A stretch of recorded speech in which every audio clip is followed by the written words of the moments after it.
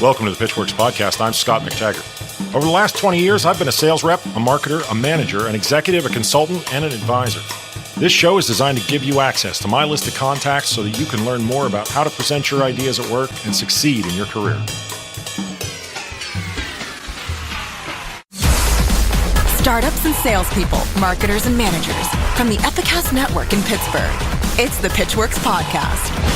I was there for about 9 months. Andrew and I were living together, and I came back one day and said, "Hey, man, we gotta do something different. I'm not passionate about this, and I want to get back to that feeling I had in New Orleans." So, are you understating that? Was it more than just a lack of passion?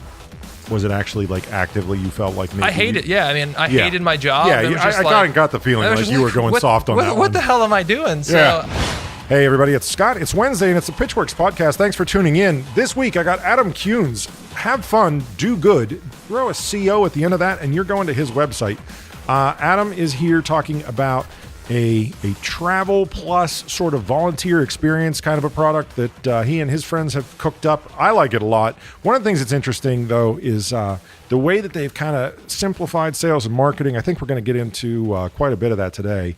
Before we jump into our conversation with Adam, though, I'm going to ask you to log into iTunes and rate and review this fine program, if only just because nagging is what I am good at. And, it's been probably 7 days since I did that to you. So your star rating and review actually helps other people to find the show, and that would be great. If you could do that for me, I'll high-five you next time I see you. Let's jump in. Let's talk to Adam. Let's find out about Have Fun, Do Good. And like I said, when you go to the website or check them out or whatever, make sure it's a .co. That M that sneaks into your URL and you're like, McTaggart lied to me. He didn't lie to you. Your fingers jumped ahead.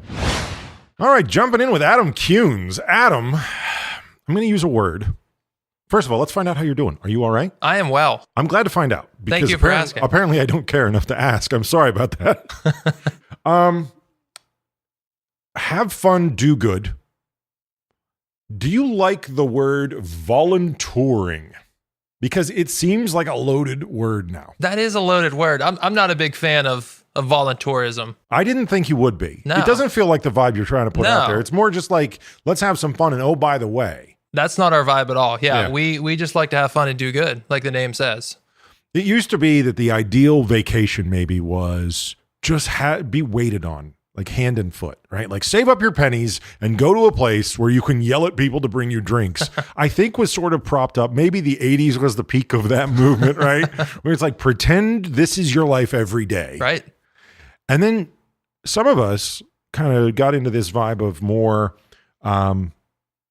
that's not who I want to be. Right. And my vacation should reflect who I feel like I am.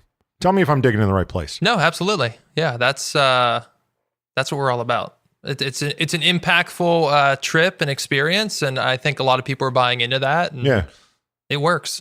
So how did it get started? Like, tell me, because you're a young guy, right? And this is a business, and you seem like you've been pretty well read into what can happen on one of these trips. Take me back to trip number one. Yeah, for sure. We got to go back, I think, about 10 years to tell you where we really started. I took a very impactful trip to New Orleans post-Katrina. I was in this place in my life where I was trying to figure out what the hell I wanted to do. Yeah. And I went to New Orleans last minute. So how long after Katrina had hit? I think it was about a year and a half after. And it's still, yeah. I mean, so it was that still, cleanup was it was forever. still really bad down there. And it was a last minute decision for me. And that trip just changed my perspective on things. I had done a lot of service work in the past, but nothing to that degree. And that really shaped what I wanted to do with my life. And I didn't know it at the time, but I just had a great experience on that trip. So that was really where the basis for Have Fun, Do Good started. So you say you did service work before. What was that? I did a semester at Sea Trip when I was at University of Pittsburgh. So we circumnavigated the globe. It was a 100-day trip around the world. Volunteered at an orphanage that Mother Teresa started. I mean, there were a lot of volunteer projects on that trip. So I had done stuff like that. I don't know, from the time I was 10 on. My parents always... I was going to say, this feels like it was handed down by mom and dad. Yeah, my parents always encouraged giving back and volunteering. So it started at a young age. So where were you supposed to be when you went to New Orleans? I probably should have been applying for jobs. Right. Yeah. You said it was like a last minute thing. Yeah, it was a last minute thing. And my mom was like, you should go on this trip. I think it'll be good for you. And I'm like, nah, I'm not going on that. What kind of jobs would you have been applying for? I don't even know. That is what I got. Exactly. We're back to that sort of like, I don't know who I am I just yet. didn't know. I had my search for meaning. I had my degree in hand, and I thought people were going to be knocking on my door, and that was not the case. It seldom happens that way, right? I applied to a lot of places online, and the college placement people really talk themselves up, but it doesn't really come through all the time. Yeah, I didn't realize that at the time. Wait, I'm not the only person who's graduating? Right. This is going to be a lot harder because I completely miscalibrated. Right. This communications degree is not going to get me a job right away. Oh man, I'll tell you what. And you missed the hard part, right? Because a few years after you. Oh, for sure. All right. So trip number 1 is really just you. Is that fair to say? Yeah. And it's no friends, no organization. There's no planner. It's just kind of like there's some stuff happening in Louisiana, which you don't live near, right? And you're gravitating towards it from Pittsburgh, right? Yeah, on a very grand scale. That was it. It was just me and my search for trying. I didn't even know. I wasn't even going down there searching for anything. Yeah. But it led to a lot of friendships down there. My friend Andrew, who I met, we ended up becoming roommates. I did get a job working for the man. I was there for... It's a good experience. Yeah, I was there for about 9 months. Andrew and I were living together, and I came back one day and said, hey, man, we gotta do something different. I'm not passionate about this, and I want to get back to that feeling I had in New Orleans. So, are you understating that? Was it more than just a lack of passion? Was it actually like actively you felt like maybe... I hate it. Yeah, I mean, I hated my job. Yeah, I got the feeling like you were going soft on that one. What the hell am I doing? So, I think a lot of us have been there. That's why I asked the question. Yeah, no. So I came back one day, and I specifically remember being in our living room and saying, like, let's take this road trip. We'll go across the country, and we made a handshake pact to make this trip happen with no plan really in place other than that handshake agreement. Yeah. See, as a quick side note, just the reason I pressed you on that isn't to make you sort of like, I don't know, throw your former employer under the bus or anything like that. I have no qualms about that. I think a lot of people, though, are waiting for a sign. And they hear an interview like this and they say, like, well, Adam kind of just didn't feel passionate. Right? Like that is pretty cliche, passionate. I'm not trying to take you out behind the woodshed for it. That's fine. What I mean to say is, like, you were actively pushed into something different because you legit hated what you were doing. Yeah. And I think a lot of times we don't necessarily fully describe that feeling before we make a change, right? Like we just tell people kind of like, oh, I was just flitting about irresponsibly, right? And that's not what was happening. You kind of got a taste of it and felt like, no, I'm meant for a higher purpose. For sure. I got something bigger up my sleeve. Yeah. All right, now take me to the first one where you actually took other people with you. Yeah, so Andrew and I we did this trip. We raised about $15,000. We bought this really jank RV. It was like a 1989 Winnebago Warrior, and we planned this trip out. We drove from Pittsburgh to New York City, and then we drove across the country to San Diego, and we planned out. It was a month trip, and we planned out, I think, 10 to 15 different service projects along the way. Oh, that's cool. And one of those stops was New Orleans, where Andrew and I met because we kind of wanted to bring it full circle. And that had a very impactful experience on my life. So it was really cool to go back there. And how long between the two events? That was a year. Okay. Yeah. Out of curiosity. Year and a half. Am I right in thinking that Katrina still was visible? Like a year sure. Still wasn't enough to clean up. It's still visible down there. The media kind of forgot about it, and that's that. And so it was cool to go back there and feel like we were giving back. So that from that first trip, I didn't even know this was going to become anything. Andrew and I came back from this trip. We filmed this documentary. I mean, I put that in quotations because it was not a real... You don't want to get grandiose about it. It was not a real documentary. Did you document? We documented. Well, in that case, it's a documentary. So we didn't know what we were doing, and I edited, and I was learning how to use Final Cut at the time. Right. And it was way too long. It was 45 minutes, and we started showing this at universities and pretty church. Anyone that would have us, we said, we'll come show this thing. I love this. Yeah, and the first screening at the University of Pittsburgh, students came up to us after and said, how do we sign up for this? the thing about the documentary maybe not being perfectly polished was the fact that they knew that you hadn't put too much English on it, right? Like, Yeah. you hadn't brought like it was raw. the polished department in to Yeah. be like, no, join the Marine. Sorry. Right. No. What did I mean? So our first trip, we had 2 RV. We rented one RV and we took the jank RV with us, and it was a 3-week trip, and we had 9 people on that trip, including myself and Andrew. That's a good outing. So 7 people said, "Hey, let's go fix some stuff, man. Let's do it." Yeah, let's go see the country and Right. fix some stuff. Now Yeah. they paid for that at that point. They did pay. I wasn't sure if you guys were still kind of trying to work the model yet. Yeah, no, they paid. We didn't know what to charge. We charged $2,500 Right. for a 3-week trip, which included food for every day. I mean, it was actually a really good deal looking back. Yeah. And we went to some cool cities. New Orleans was one of them because we Right. wanted to continue to go back there. Yeah, it was awesome. So Incredible. So that's how many years ago now? That first That trip was to today. 10 years ago, Okay. 9 years ago. So Yeah. now you've done a bunch more, right? Yeah. So we ran that nonprofit organization for another couple years. I wasn't making any money, but I was okay with that. I was completely content with what I was doing. I just knew at some point, Like 0 or like, zero yeah, is in we were paying for living. I'm not getting rich. Yeah, we were paying for living expenses, and that was about it. My girlfriend at the time was like, wanted me to take her to dinner and stuff. I'm like, the nerve. Sorry, babe. I got $20 in my checking, so. Well, Yeah. So I had a little side hustle going in college. I was converting VHS tapes to DVDs. My uncle did this. Yeah, and I just did that for beer money. So I knew that I kind of always had that in my back pocket because even when I was working for the man, I was still slinging these VHS tapes on the side. So I got a 1-800 number and started doing this out of my apartment. And then that turned into me getting a retail location, and that business took off pretty quickly. So did you, just as a side note, did you also have the accompanying product that I used to sell, which is I'll put all your photos on one CD. There so you go. You can Hell send yeah. them around to your family at Christmas or whatever. Yep. Yeah. That was a winner. Yeah. Like, hey, we have all these weird photos. Can you just put them on one disc? And I'm sitting there going like, are you for real? Like, that's literally just drag into a different folder. Yes, I can do this. Oh my God, I've never been so qualified for anything in my life. Like, I get to sit in a chair and drag into a folder. Hells yes, I'm like the heavyweight champ of this. So, yeah, I mean, I love now that we've got the stage set, right? You know exactly like what people like about this. You know what they respond to, and you also know sort of like how to pick destinations, how maybe not to be that, I don't know, what's when we have environmentalism, we call it greenwashing, right? When we're talking about like, feminism, we call it pinkwashing, right? I don't know what this would be, right? But like, how to actually pick something where people can work on it. Right. Maybe not think, oh, this is going to go on my resume. Right. Like, Yeah. oh yeah, I picked up some litter for 3 days. Right. Isn't a resume item. Right. But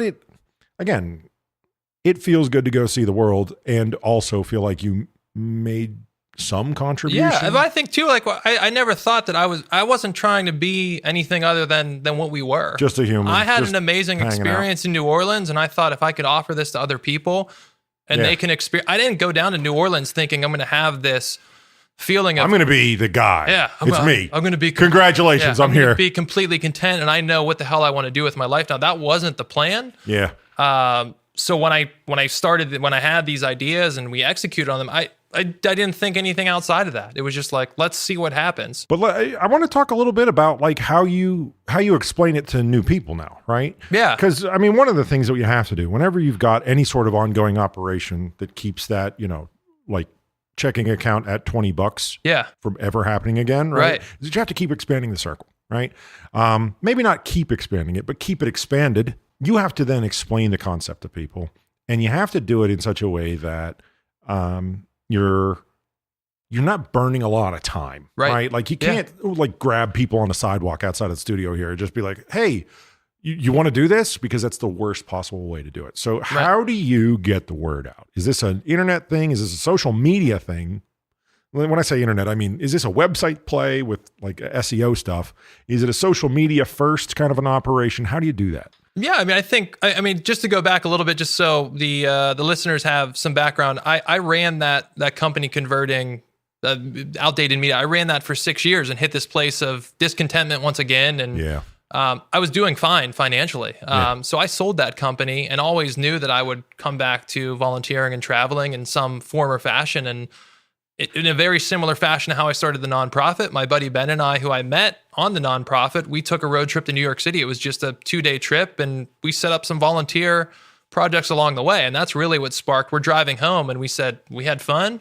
We did good. Yeah. You know, and that was it. So we got I remember, I mean, not that I advocate texting and driving and looking down at your phone when you're driving. I'm sure you didn't. But we were on the highway coming back from New York City, and we were hyped up on this experience. And I remember we were getting the Instagram account Have Fun Do Good. I was buying the domain. I couldn't get .com, but I got .co. Yeah. We were just like we just said, that's it. Like, that's the name. That's everything. The first few trips that we actually ran, I didn't even know that we were a tour or travel company. We took our friends to New York City. We went to DC. We did these, we called them weekend warrior trips. Yeah. And we were trying to just figure it out. We just wanted to just have fun with our friends and do good. So that's how it really started. And then we took we did a national park tour where Ben and I planned this out, and we just thought, let's go for it. Yeah. Let's add some really cool places that we've never been to and see what happens. And people bought into it, and a lot of it was from Instagram. But now, I mean, I got to believe photography. Content. Like the scene that you take people to, not only is a payoff for them as a product, but is also the hook. Oh, for sure. Where other people go, hey, that sounds like a cool thing that I want to go do. Yeah, we went all in on the photography. Ben he's a professional photographer, so being able to have that asset, on our team right from the get-go is amazing. And then we brought on videographers, and we knew we had to capture amazing footage. That's great, because now you have a perpetual motion engine, right? It's like for people go, their friends are likely to be interested in the same things that they are interested in. Right. They post the photos. They say, guys, you can't believe what we saw when we were on top of, Mount Kunes. And just like whatever it is. Someday. Just go discover something. That's all you have to do, right? All you have to do is just find one mountain, Adam. Just find one, and you can name it whatever you want. So, it's like, here's the views. This is amazing. And I know you've got your photos and your videos and whatever, but there's also something about that user-generated for sure thing where it's like, my friend is smiling in this picture. Right. They were having fun. Right. And that is super cool. How, from the marketing and sales side of things, do you have employees doing that, or is that just an extension of sort of your job now? Yeah, no, that's all us. I mean, we're a really scrappy team. It's Ben, myself, Anna, who came on our nonprofit trip. She was one of the first participants. She's we call her our good getter. So she gets all of the volunteer projects on lockdown for us. And then we just brought on a guy named Vinny, who I've been friends with for a while. He just led his first trip a couple months ago. So I mean, we're just a small, scrappy team. And I mean, from my chair, the analytical chair, I think the fact that perpetual motion machine keeps you from having to staff 10 people making sales calls, right? Absolutely. Which is tremendous. Right. Because it's overhead you don't Right. need the internet the way you built it. Yeah. The internet's a powerful thing for sure. HaveFunDoGood.co. That seems like it's hard to get it to pop up in Google though. Yeah. Yeah. I mean, if you Google Have Fun Do Good, we do show up first now. Oh, thank goodness. Because I mean, those are common words. Yeah. I mean, I search for Have Fun Do Good every other day. Just kidding. But no, you're not. I do not. Sometimes I do. Yes, you do. Just own it, man. There's a woman out there. We all do it. And if she's listening, she owns .com and she's squatting on it. How much does she want for it? I think last she said 10,000. 10,000 American dollars. Yeah. And I'm like, no way. I don't need .com that bad. It's just not worth it. Right. So if you're listening, lady, you need to get real. Just be cool. We're trying to have fun and do good here. You know what you ought to do? You ought to give her store credit. Right. I'm just saying. I'll just offer her a lifetime supply of Have Fun Do Good gear. I just have this visual of her like sitting there, like reading Twitter, like being angry with people all day long. She needs you in her life. She wants to make bank from that. That's what I'm saying. Apparently, she's hanging all of her pride. 10 grand. I just can't justify it. She is hanging her hopes for the future on that .com. Yeah. No. Man, not budging. So yeah, you got to give her store credit, right? Be like, look, we're going to take you to New Orleans and you won't even have to pick up trash. We're going to give you an experience of a lifetime.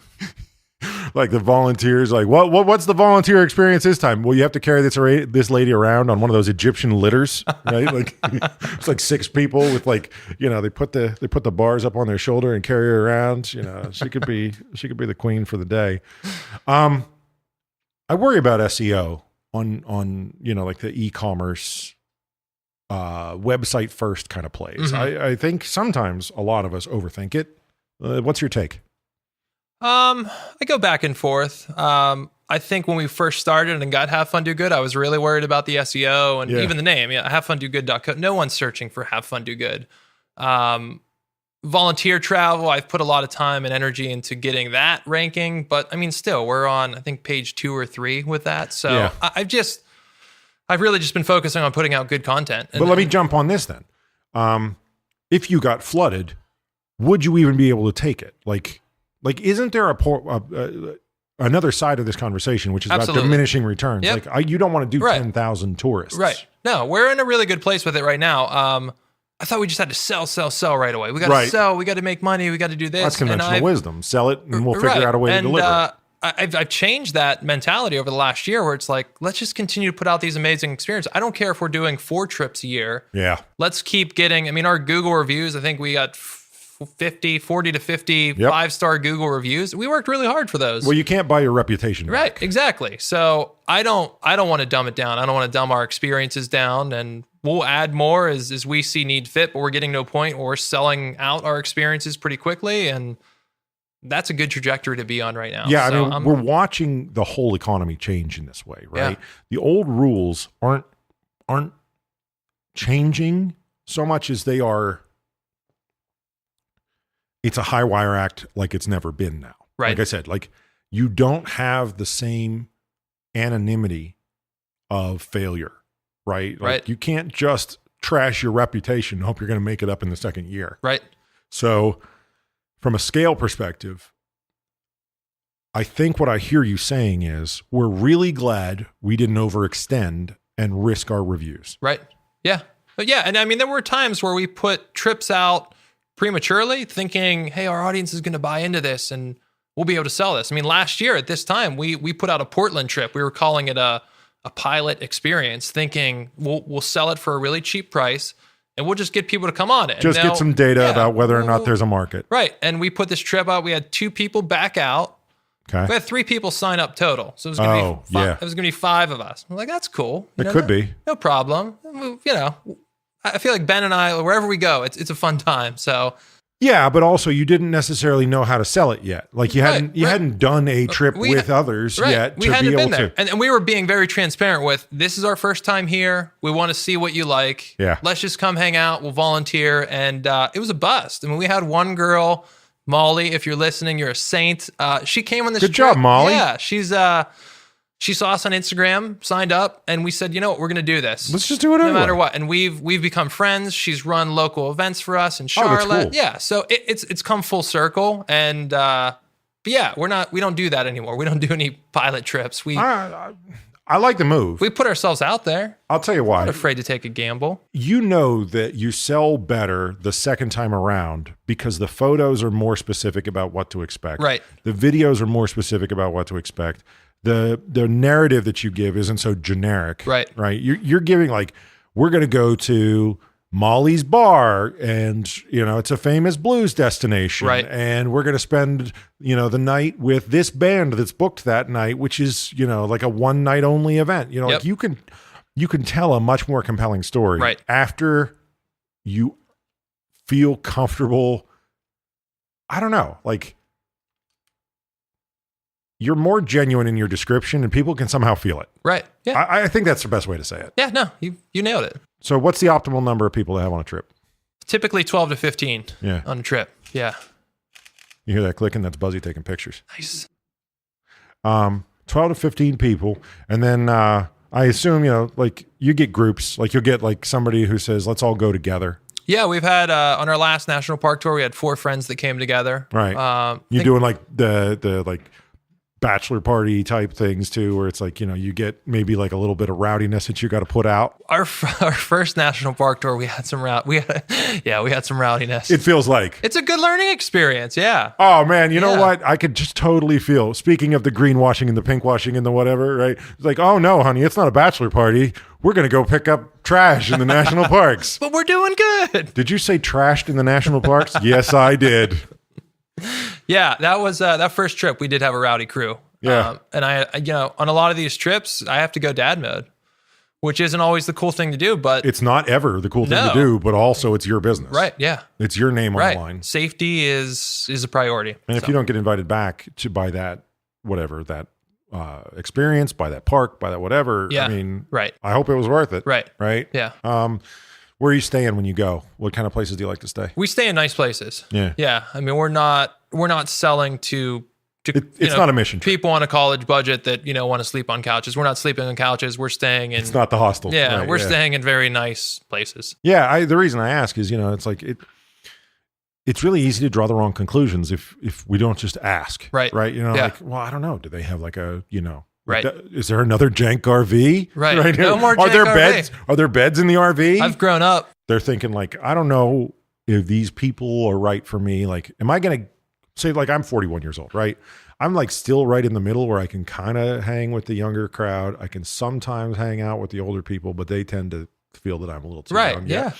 How do I get a taste for like who I'm going to run into? Yeah. I mean, our video and our content strategy, we're very transparent with that. So just logging onto our site and clicking through, you can kind of see what your crowd. You can see what you're getting into, and that's an interesting point you bring up, because when we started, I was thinking, let's stay in that 21 to 35-year-old age range. And then this is super tough to figure out. And then we're getting emails from people like, that's ageism, and you can't do that. And like, I don't think it's ageism. Right. I think it's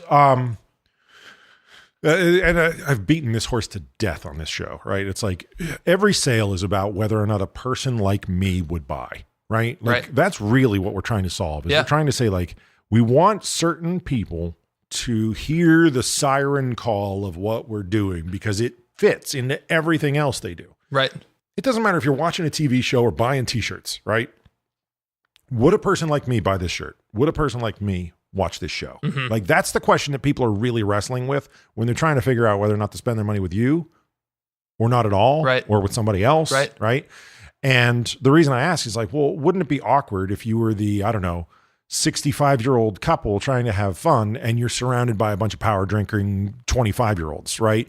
This is what people do to figure out if a person like me would buy from you or buy this, and I'm glad you're able to refer back to the videos and the photos, because I think it's the right for sure. And it's interesting too, because we had on our we ran 2 national park tours this summer. On our first one, we had a 72-year-old woman sign up for the trip. Yep. And those are always the iron people too, I was right? freaking out beforehand because I don't care if you're 72. You know. I just want you to have a good time. You know what you're getting into by looking at the site, and we're very, again, transparent with the fact that you're going to be hiking. You might be jumping off a cliff if you want to do that. Oh yeah. So yeah, when Linda showed up, we were just like, wow, okay, let's do this. Yeah. I saw old school. It all works out. Right. And it's been interesting having, 24-year-olds and 72-year-olds co-mingle. That was a good learning experience on that trip. Well, and I mean, I'm making light of it, but they're used to that on the mission trip for their church, right? They're used to that because the idea is like, well, the church is everybody, and you're kind of. But on the other hand, it's like, well, this is an experience, and it's like, well, I'm paying good money to be entertained, or whatever. Yeah.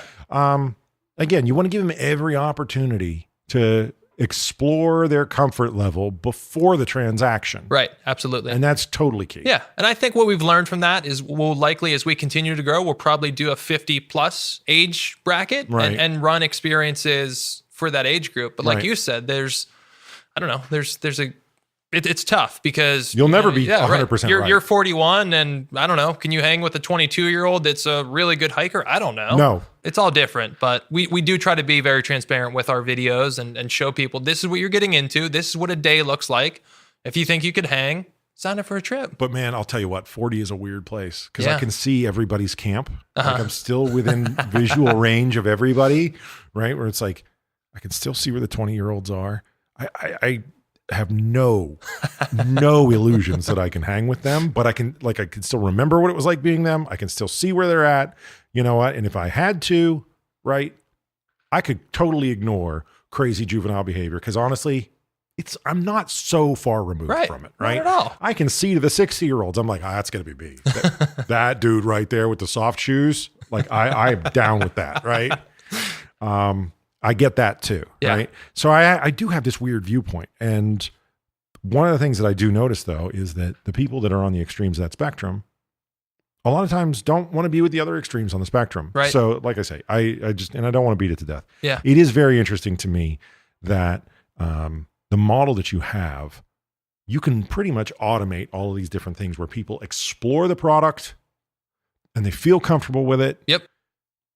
Before they actually commit. For sure. And that's key. Yeah. That's absolutely key. And when you got started, I mean, it was all friends. I mean, it wasn't the complexity level that you're at. Right. Now. It was getting friends to sign up. It still baffles me that I haven't had one person sign up for a trip and give us a call and say, hey, like, what am I getting into? So I think we're doing, it's a testament to that's awesome. To what we're doing with our content and what we're showing, because no one's called and said, hey, I'm about to sign up. I want to know these few things.